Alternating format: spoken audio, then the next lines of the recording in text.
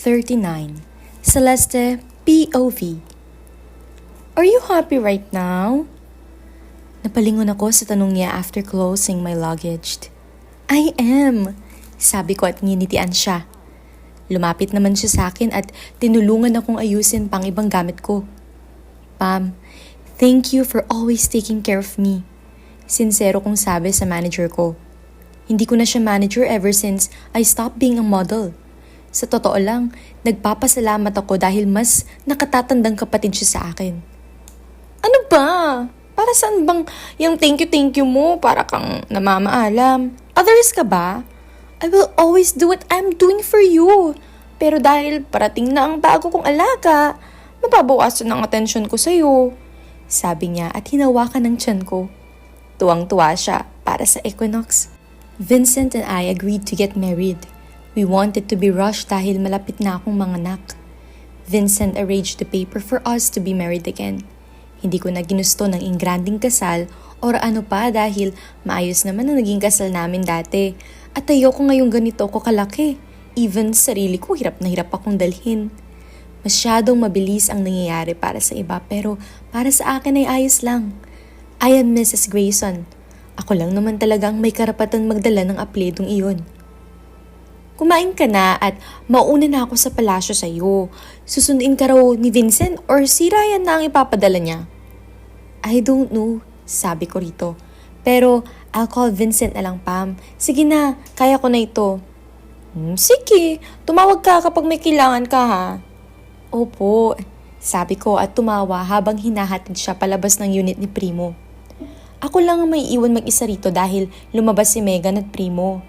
Ayoko namang magpaiwan si Vincent ang bodyguard dahil takaw atensyon. Babalik na ako sa palasyo. 2 more years and tapos naman ang pagiging presidente niya. Hindi pa kami nakakapag-usap tungkol sa kung anong plano niya after his term.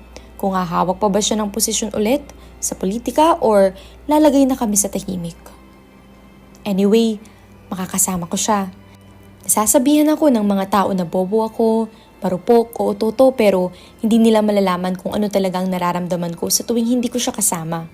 Ganun naman talaga sa pagmamahal, di ba? Hindi naman laging masaya ka lang. Hindi naman laging magkasundo kayo at puro kilig moments lang.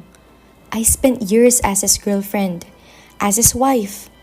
Naghiwalay man kami, it isn't enough to just forget about him. Hindi ko alam kung anong mangyayari sa amin pero I will keep on praying na sana hanggang dulo siyang kasama ko. Kasama hanggang pagtanda. 2 days before. Selena POV. Grabe, ang ganda pa rin niya. Ibang palasyo lalo na ang presidente pag nandyan siya. Napakasigla nga ni Mr. Ferdy. Tuwang-tuwa siya at what are you talking about? Nakataas ang kilay kong nagtanong sa mga katulong na nagkwekwentuhan sa hallway. At nasaktuhan ko nang lumabas ako ng kwarto ko. Kagigising ko lang. Anong oras na ba? Good morning, Miss Selena. Missed? Hindi ba? Sinabi kong baguhin mo na yung tawag mo sa akin? Inis kong sabi rito pero yumuko lamang ito. Ano ba kasing dapat itawag sa kanya? Narinig kong bulong nung katabi niyang katulong. Mas nag-init ang ulo ko. Call me, Madam, or Madam President. Ako ang First Lady ng bansa. Oh, are you? Napalingon ako sa nagsalitang iyon at hindi ko nagawang isarado ng hustong bibig ko dahil sa gulat ko sa kanya. What the hell? Anong ginagawa niya dito? Madam President, mabilis sabi ng mga katulong sa kanya at nagbow pa bago kami iwanan. Hindi ako makagalaw sa kinatatayuan ko. Celeste? I called her name. Nakaputi itong off-shoulder dress and I can see her baby bump. Buntis din siya. Selena, she called me na nagpadala ng kilabot sa katawan ko. Hindi na lang siya basta si Celeste. Hindi na lang siya basta yung kapatid ko na kaya kong ibuli. Anong ginagawa mo dito? Nilabanan ko siya ng tingin. Sa tingin mo ba, may karapatan kang tumapak ng basta-basta dito sa palasyo kung kailan mo gusto? Huh? Oh, I do have every right to be here. Pero ang tanong, ikaw ba may karapatan pa rito? Nakangiti siya sa akin ngayon na mas dumagdag sa inis ko. Hindi ko maiwasang pansinin ang mukha niya. Hindi man lang ba siya nag-breakout ngayong buntis siya? Hindi man lang ba naglagas yung buhok niya? Or nagka-bad effect sa kanyang pagdadala ng bata? Why does she still look like a freaking model? Ano bang sinasabi mo? Get out of here. Baka abutan ka pa ni Vincent. Sabi ko. Hon, there you are. I was checking if...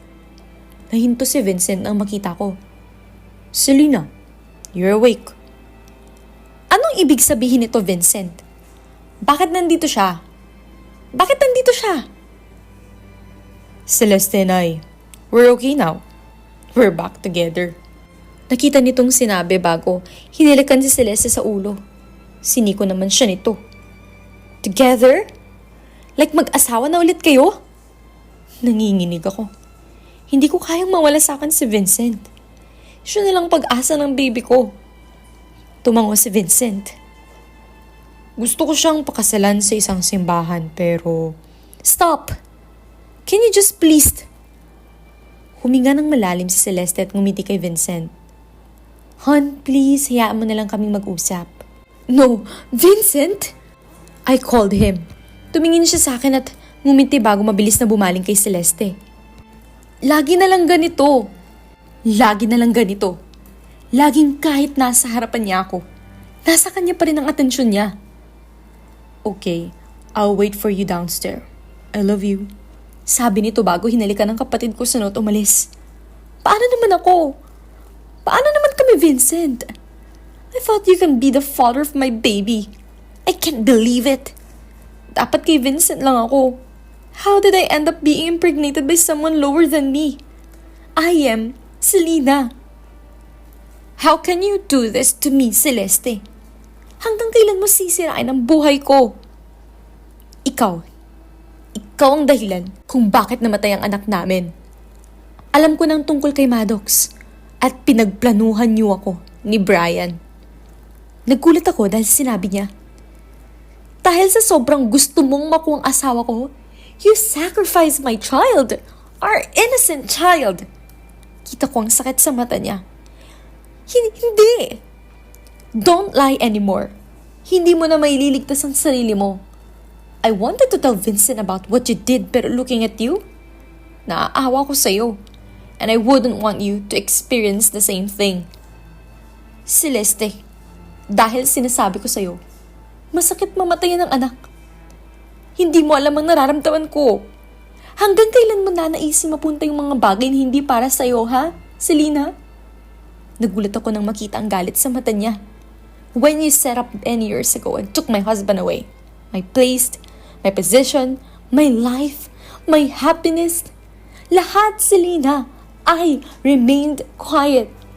Pero hindi ko alam kung bakit hindi ko magawang magalit sa'yo ng gusto. I wanted to, pero hindi ko magawa. And lately, I found the answer. Kumakabog ang dibdib ko. Hindi ko alam kung saan nagagaling ang sakit na nararamdaman ko sa mga sinasabi ni Celeste. She's crying. At hindi ko alam bakit ako naiiyak. How can you hurt me like that? Kapatid mo ko. Selena, magkapatid tayo. Pero I guess, ako lang ang may trato sa ating dalawa ng ganun. I do love you. At iyan sa mga dahilan na yan na kahit ano ang ginagawa mo sa akin, hindi ko magawang magalit sa'yo ng husto. And above all, realize ko, you just lack of love. Ano? Selena, I am telling you, kaya siguro ganito ka miserable ang buhay mo is because you're asking for love and attention from the wrong person. Sa maling tao ko humihingi, Selena. You don't let other people love you. You always feel like you're above everybody and that no one deserves you. Stop being like this or you'll end up being alone. You'll be a mother soon. Stop acting pathetic. Celeste, I am taking back my life, my position, and my husband. I am the first lady of this country. I am the only Madam President in this palace. And I am the president's wife. Hindi ikaw, kundi ako. So, I will tell you now. Pinunasan niyang luha sa mata niya. Alamin mo ang lugar mo bago ko makalimutan na magkamag-anak tayo. Tinitigan ako ni Celeste ng ilan pang segundo. I was just crying as well. Umiiling-iling siyang tumalikod sa akin. Celeste, I called her. Huminto naman ito at hindi ako hinarap. Sorry. I am really sorry. I said between my sobs. Hindi din madali sa aking humingi ng pasensya. You did hurt me. Sabi nito. Nakatalikod pa rin sa akin. A lot. Forgiving you and forgetting all of that will never be easy, but I will still see and make sure na you're okay, Selena. Who knows? They said time can heal all wounds. I just hope you find your peace. Tumingin siya sa akin bago tumalikod at naglakad palayo. Iyak lang ako ng iyak. Aalis na ako sa pwesto ko, sa palasyo at kay Vincent. Hindi naman kasi sa akin talaga ang lahat ng iyon, lalo na siya. I was so blinded by my love. Hinawakan ko ang tiyan ko. You're right, Celeste. Hindi mo pa ako siguro mapapatawad sa ngayon, pero I can start a new life. I can still correct some things. I still have a chance. Celeste's POV. Mabilis ko nang kinuha ang handbag ko nang marinig ko ang sunod-sunod na doorbell. Nahirapan akong tumayo dahil parang nangangalay ako at sumasakit ang likod ko. Ang pagiging buntis ay hindi madali. Naparol eyes ako nang may mag-doorbell ulit nito. Grabe, nagmamadali naman. Hindi ko alam kung si Vincent ba ang susundo sa akin ngayon. Umalis na kasi kahapon si Selena sa palasyo at ngayon naman ang araw ng pagbalik ko roon. Ito na nga, sabi ko nang buksan ko ang pinto. Pero laking gulat ko na sugurin ako nito at hawakan sa leeg at mabilis na itinulak sa pader. Halos lumabas ang puso ko sa kaba at pagtataka. Sakal-sakal niya ako sa leeg habang nakatitig ng masama sa akin. Paano kung simulan na nating maglaro ng totoong laro ngayon? Nanginginig ako sa takot. Not for me, Lord, please. Pero sana maligtas ang anak ko. Natatakot ako para sa anak ko. Natatakot akong masaktan siya. How can you do it this? Naiiyak kong sabi. Ikaw ang may pakana ng lahat. Surprise, Madam President. Nakakatakot ang pagtawa niya. Siya ay baliw. Paano mo nagawa ito sa amin? Sabi ko. Pero nagulat ako nang maihampas siya sa ulo ko, kaya unti-unting nagdilim ang paningin ko. Naloko niya kaming lahat. He's the one trying to kill me and Vincent.